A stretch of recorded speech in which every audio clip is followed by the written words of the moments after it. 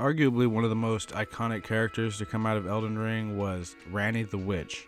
And that's for good reason. She's a pretty important character in the lore, and she gives you the Moonlight Greatsword after you complete her quest, which involves marrying her. In fact, she's so popular that more people went through with her ending than the basic ending of the game, which I think is a first. I mean, it is the better ending. It's sort of like it's essentially the ending where you have to do more work to achieve it, which is usually something that most people mess up on their first playthrough of a Dark Souls game or a Soulsborne game in general. More often than not, you're going to miss something that you can't go back and get, or miss a dialogue, or miss a character, or even an item that may completely lock you out of one of the cooler endings of the game, and that's just the way it is. You'll have to do it on the New Game Plus. So I think it's interesting that most people got this ending on their first playthrough, although it could just be because people wanted to look up a guide and find their way to the Moonlight Greatsword as soon as they could, which I think is a likely candidate. While it's not my personal favorite ending, it's not surprising to see why it's the most popular. It's sort of like the umbilical cord ending from Bloodborne. It's like the secret ending that ascends people to the New Age, which, arguably you do that with a couple of the other endings too, but let's not get into that. So before Ranni became this super iconic witch, she was born to the famous Hound of the Golden Order and science project of Queen Marika, Radagon of the Golden Order, and the Lunar Queen Rennala, governor of Liurnia and head of House Caria, after the two factions had fought 2 bloody wars against one another and finally ended it by marrying each other, similar to Odin and Freya. Now, since they were both really iconic characters in the lore, it's not too hard to believe that their kids would turn out as badass as they were. There was Radahn, known as the Star Scourge, who held back the very stars themselves. There was Praetor Rykard, who gave himself over to an eldritch serpent in a pragmatically horrific attempt to devour the very gods themselves, or at least gain the power to do so. And finally there was the daughter, Ranni, who was most like her mother. Now, unlike her 2 brothers, Ranni was an Empyrean, which meant she could be a candidate to replace Queen Marika the Eternal, who was allegedly Radagon, her father's other half, although she would later rather hilariously become Ranni's stepmom. Now, although there were several demigods at play by this point, there were only 3 Empyreans that we know of. The first being Ranni and the other 2 being Miquella and Malenia. They're sort of unrelated to this video, but it's important to note that for whatever the reason, the Greater Will decided that one of these 3 should replace Marika. Although in the case of Miquella and Malenia, Malenia was basically just his bodyguard, so it likely would have been only Miquella and Ranni who were competing against each other, even though in the end there was no grand competition between the 2. As there was one thing that Miquella and Ranni shared in common, and that was that they weren't going to be a puppet to the same old cycle that Marika was, and they weren't going to do what the Greater Will wanted. At some point in her childhood, Ranni was taken by her mother to the Moonlight Plateau where she encountered the Dark Moon, which was the counterpart to her mother's full moon that she had used to bewitch the Academy. Rennala would entrust her extremely valuable Empyrean daughter to what I believe to be an avatar of this dark moon in the form of an entity known as the Snowy Crone, or the Snow Witch, Ranni's mentor. Now, due to Rennala leaving Ranni to be mentored by this mysterious Snow Witch, along with the princess being a potential god candidate, suggests that the Dark Moon, or perhaps both, Full Moon and Dark Moon, since I believe them to be 2 halves of the same thing, are manifestations of some kind of outer god. It's said that Ranni learned a great deal of cold sorceries from this snowy witch, and was taught to fear this mysterious Dark Moon. It's possible that around this time, while Ranni was still learning from the Snowy Witch, that she became a follower, or at least interested in, the Way of the Night, this mysterious religion practiced by the Nox, a race of people that were spurned by the Golden Order, but developed several means to oppose this greater will. They also mysteriously had their moons stolen from them. Now, there's also a number of theories separate from this about the Nox and how they had their sky stolen, whether that was to be taken literally or rather like more figuratively. Like, was their sky literally stolen or destroyed by Astel, or was it more like they were once a topside civilization and Astel leveled all their cities, burying them under the earth, effectively stealing their sky? It could go either way, but we're not here to debate about that one. But anyway, these means to oppose the greater will, they were taught to a young Ranni as she began to put together her grand scheme, with the ultimate goal of restoring the night sky and the twin moons to their former status. while simultaneously dunking on the Greater Will and Golden Order and severing their hold on the lands between indefinitely. But for her plan to work, she would need accomplices. Lucky for her, though, she was both nobility and demigod, as well as an Empyrean. She was given a shadow in the form of a wolf man named Blythe. Now, although he was a gift to the young Ranni from the Greater Will itself, he was sort of programmed to make sure she followed what the Greater Will and the Two Fingers wanted her to do. But he was able to resist this programming and just be truly loyal to her, even though he knew what she was up to, or at least a bit of what she was up to. This is hinted at by Blythe's armor description, stating that although he was loyal to Ranni, that the cold bothered him anyway. A line that sounds like it was written by George R. R. Martin himself. He's officially recognized as her stepbrother, which is similar to how Malekith was recognized as Marika's stepbrother. It appears that favored Empyreans were given beast henchmen to serve them as bodyguards and do their bidding. She also had her childhood warden and Iji, who would later serve as her war counselor. He was descended from the famous Carian troll knights that had sworn an oath to serve the Lunar Queen and fought side by side with their human counterparts, which is in stark contrast to the rest of the lands between, where trolls are treated as slaves and beasts of burden. Although I can't help but think that this bewitching moon of Renalla's might have had a hand in their recruitment. Also on Ranni's team was the skilled Carian preceptor and puppet enthusiast Celavis, as well as a sorcerer-eating glintstone dragon named Adula that had sworn a knightly oath to Ranni and her dark moon. Now, at some point after her father abandoned her mother and spawned 2 more Empyreans into existence, Ranni would begin to enact her plan. With the help of her brother Rykard, she would steal a piece of the Rune of Death from Malekith, which she would then use to imprint destined death on a number of daggers. Rykard would be awarded the Blasphemous Claw for his assistance in her plot, although it's unknown exactly what he did. It's possible he recruited the Numen women that would become the Black Knife Assassins, although it could be argued that Marika recruited them and that she was also in on this plot, although it's really tough to say definitively. It's also possible that Rykard found his way into Farum Azula for Ranni, and that's how she got into there in the first place, and that's how he helped her. It's tough to say, but fun to speculate. Now, Rykard was given this Blasphemous Claw so that he could protect himself in case Malekith ever came looking for retribution for this theft. So that implies that whatever Rykard did to help Ranni, that it was possible for Malekith to find out that it was him who helped her. Rykard would also free himself from the Greater Will in a similar, albeit slightly more horrific way. Ranni would then hire a number of Numen women with close ties to Queen Marika herself to act as assassins. These women were called the Scions of the Eternal, which could be due to the fact that they had close ties to Marika the Eternal, or that they followed the same religion as the Nox of the Eternal Cities. But Ranni would hook them up with these black knives that were capable of killing demigods and set them loose on the capital. She would then slay her own Empyrean body, but not her soul, by carving the Rune of Death into her godly flesh. Now somehow this allowed her to exist in not only spirit form, but a special type of spirit form that allowed her to avoid detection of the Greater Will, at least up to a certain extent. Now this could be due to Godwyn's death happening simultaneously with hers. Maybe that was part of the plan, maybe it wasn't. Perhaps it is some kind of the occult magic that she learned from the Snow Witch that allowed her to leave her body before she died, you know? This is extremely speculatory. I mean, maybe that was the only way the ritual would work, but it seems a little too situational. And I think Godwyn dying at the same time is a coincidence that results in his current undead state, but who knows, maybe that was planned too, or accounted for by Ranni, or maybe just an unforeseen circumstance, or rather unforeseen consequence of her ritual. It's worth mentioning that according to one of the finger readers, she said that he was supposed to have a true death. So maybe this could be used as evidence for the theory that his soul was used as a sort of sacrifice for this whole ritual to work. It makes sense since occult magic, especially in the FromSoft universe, tends to exact heavy tolls. Although I imagine that's where Ranni and Marika's partnership, if there ever was one, ended.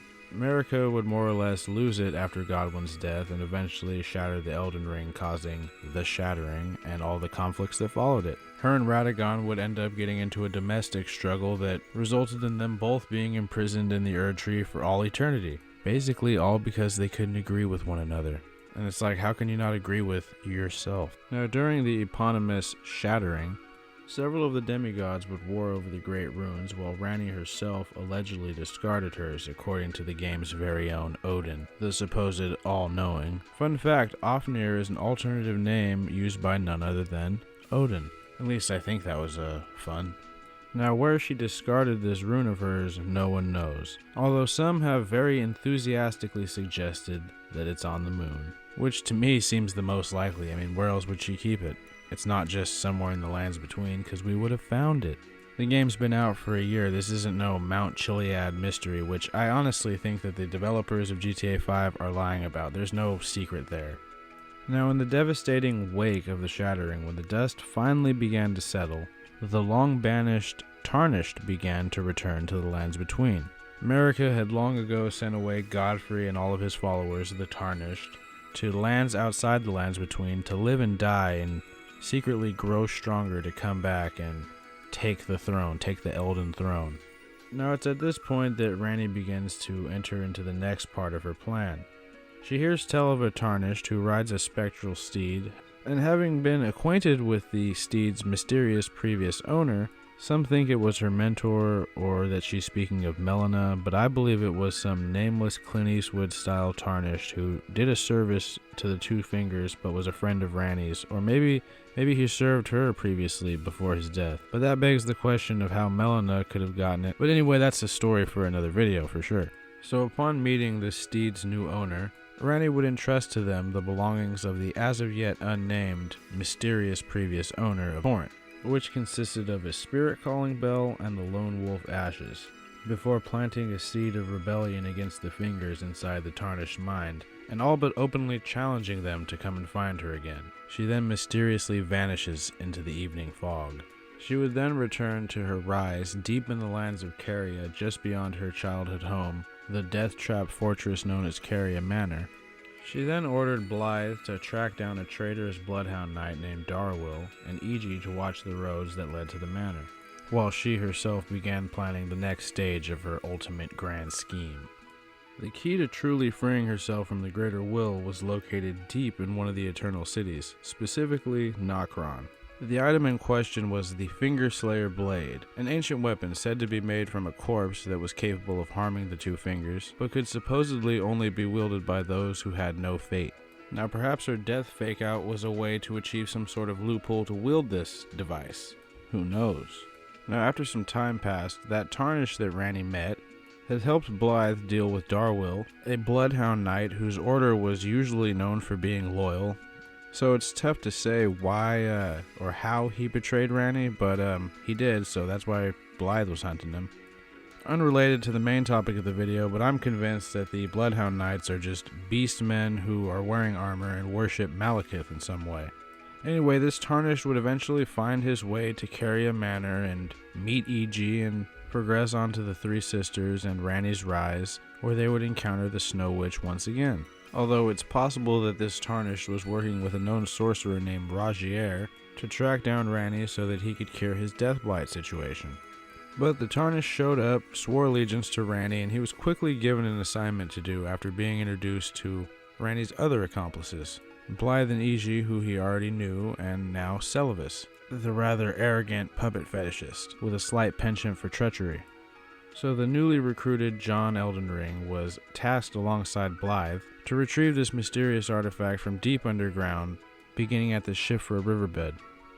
So they go down there only to find that the city, Nokron, is out of their reach, and what's called a side quest ensues. So, Princess Ranni, the stars have once again visited their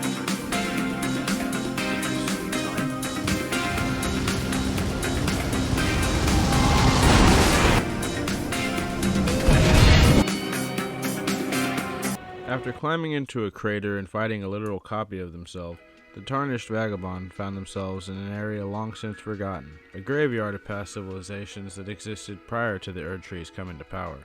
Among these were the Horned Folk with a unique culture surrounding death, the Fallen Hawks, the unique Silver Tears capable of shape-shifting, and the Nox themselves, who were the original makers of the Fingerslayer Blade, the creation of which was either in response to the current state of their civilization or the cause for it.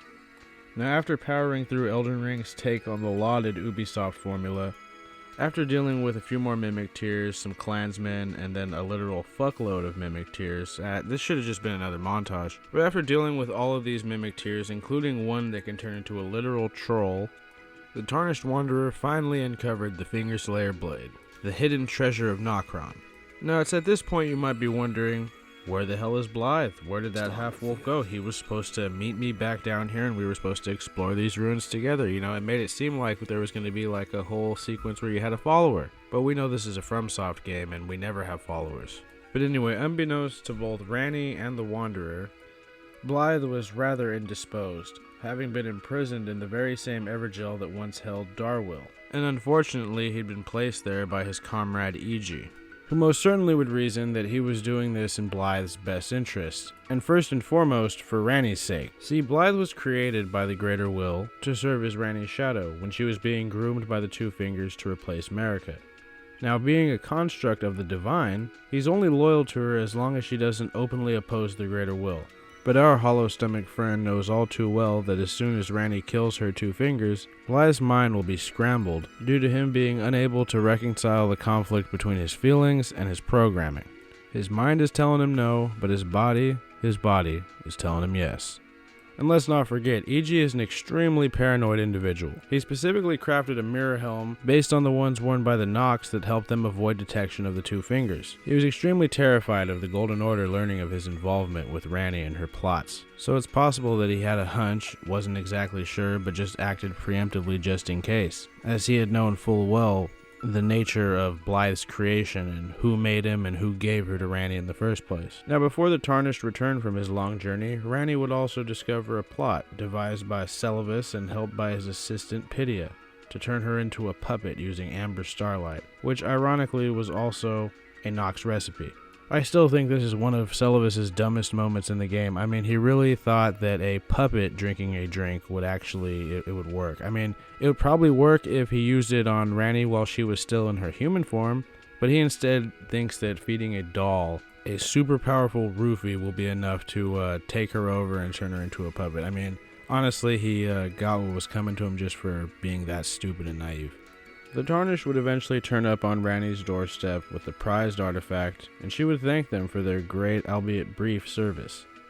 She asked the Wanderer to thank and apologize to Blythe and Iji for her, before rewarding them and sending them on their way, after which she departed, blade in hand. However, upon reaching a hidden part of the Ainsel River, the Snow Witch realized she was already being pursued by a baleful shadow, essentially a countermeasure of the Greater Will in the form of an assassin. So for safety reasons, she abandoned her previous doll body in exchange for a smaller, more inconspicuous one that nonetheless resembled the other one to the T. Some time would pass and another montage would ensue.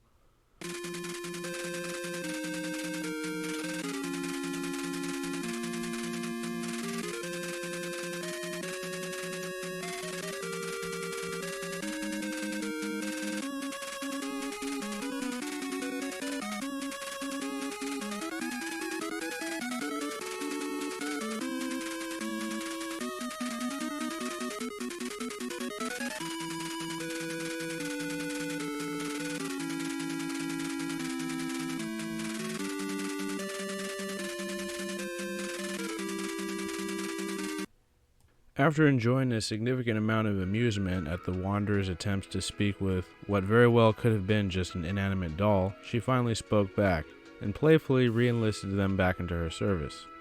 So once more the pair teamed up and traveled together through the underground river and its ruins until they found the fabled lost city of Noxtella, which was, interestingly enough, the sister city to Nokron where the Fingerslayer Blade had been kept.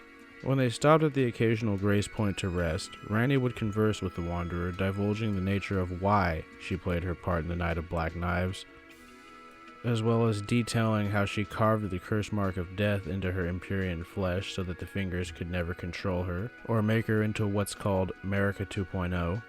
She even voices her regrets about Blythe and Iji's loyalty to her path, and the rather grisly consequences that awaited them after she departed on her journey, which was essentially their only reward for their service. She goes on to reaffirm her commitment to her ultimate goal, and almost lets it slip that she views the Wanderer as a worthy consort before they continue deeper into the underground ruins, where they eventually encounter the baleful shadow that had been hunting her, who was noticeably wearing a pretty convincing Blythe cosplay.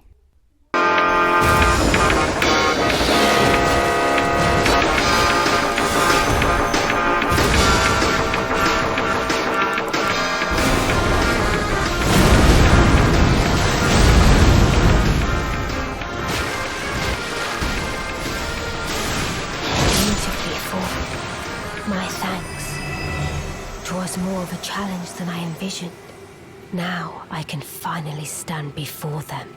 This is farewell, my dear. Tell Blythe and E.G. I love them.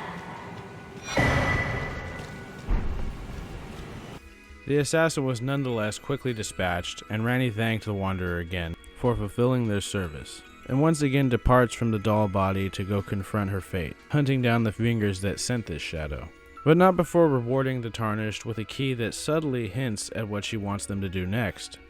Ranni then retrieved her life-size doll body and bypassed all of the fingers' defenses, including the infamous natural born of the void, till she finally found them, shriveled, pathetic, and, well, quite frankly, hairy. A brief battle would ensue in which Ranni would use the Fingerslayer blade to do what it was made for, brutally carving up the two fingers digit by digit to the point where they looked like a hand that got stuck down a garbage disposal. A small revenge for the cold-blooded race of the Nox who had been crushed by the Greater Will, as well as for Ranni's own mother who had been used and abused by the Golden Order. Radagon pretty much took everything that made Rennala unique and then just ran away with it and implemented it into the Golden Order. He basically just went over there, seduced her, left a few kids behind, and stole some secrets. Now after this righteous bout of bloodshed, Ranni sits down to have a well-deserved rest, deep underneath the Cathedral of Manicelis on the Moonlight Plateau that was now guarded by her dragon Adula. After another montage that almost had to be cut due to budget reasons,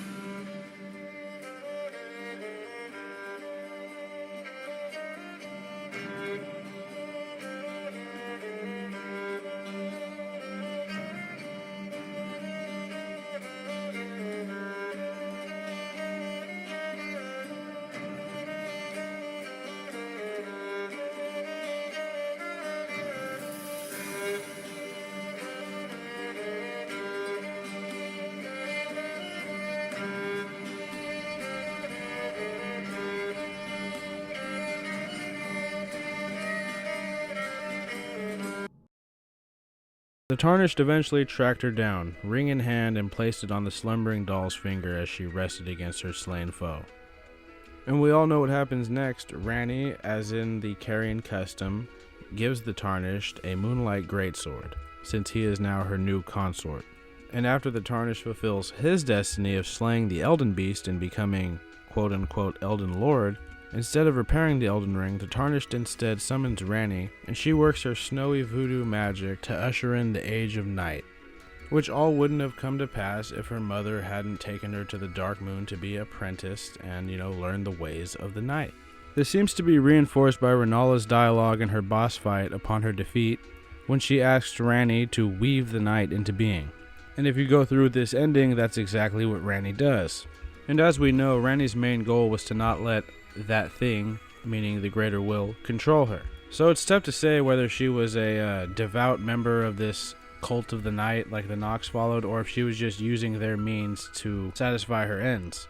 It should be noted that there is a bit of a cultural overlap between the Nox and Liurnia as a whole, as we see with the Church of Vows and the rituals regarding the Night Tier. And we know that the ancient astrologers that built the Rayalukarian Academy came down from the mountaintops and settled in Liurnia. It's possible that when they did, they adopted a number of the Nox rituals as their own, which could also be why some of Ranni's co-conspirators, namely Celavis and E.G., used Nox-related things, like Celavis learned the way of the Nox puppets, and E.G. made himself a mirror helm to avoid the detection of the Greater Will.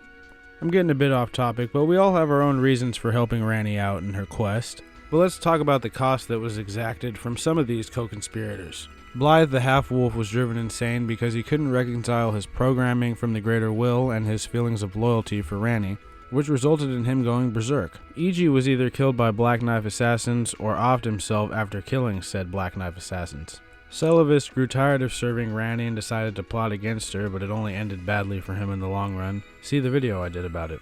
Before we close all this out, there's one last thing I wanted to talk about, and that was in regards to the stars holding back Ranni's fate. Now, many people seem to think that Radahn served the Greater Will in the Golden Order, and that's exactly why he was holding back the stars, to specifically hold back Ranni and all the Carian's fates. I don't think this was the case. I think that the Greater Will was going to destroy Celia for whatever reason, possibly because they were harboring Nox, who the Greater Will hates, and it was going to send down an Estelle, a falling star, and Radahn wanted to hold that back, but to do that he had to hold back all the stars, so he inadvertently held back Ranni's fate. I think it was just an unfortunate coincidence, or possibly a manipulation of the Greater Will to make this happen, to keep Ranni from proceeding with her plans. Since everyone knew Radahn was the strongest demigod, and even in his deranged state, he proved pretty formidable. It wasn't like the Greater Will expected anybody to come along and take out Radahn. But yeah, I don't think Radahn was holding back the stars to hold back his sister in any way. I don't think he had anything against Ranni. Maybe the Greater Will figured Ranni would have some hesitation about killing her brother Radahn, so that would stay her hand, since they knew that she would need him dead to proceed with her quest. But at the risk of rambling on and on and on, that was the Ranni coverage, the Ranni video, if you will. I know at this point there's probably plenty of better Ranni videos out there, but I've been wanting to finish this one for hella long, and it kept getting pushed further down the list because I figured everybody else was covering Ranni. But anyways, we're back to regularly scheduled programming now. Next up should either be a Betrayal video or perhaps a God of War one. Then we're going to move on to a couple of Fallout ones and some more Dark Souls. I might cover Artorias and the Abyss and all that. A bunch of stuff in the works as usual. I got to learn to not talk about it unless they're basically done though. Anyway, I hope you found this video informative as always. If you liked it, please like it. If you disliked it, please dislike it. And if you felt like helping a brother out, you could maybe click that subscribe button. It always helps out a bit, especially in the sorry state of YouTube these days. But without further ado, let us have the outro.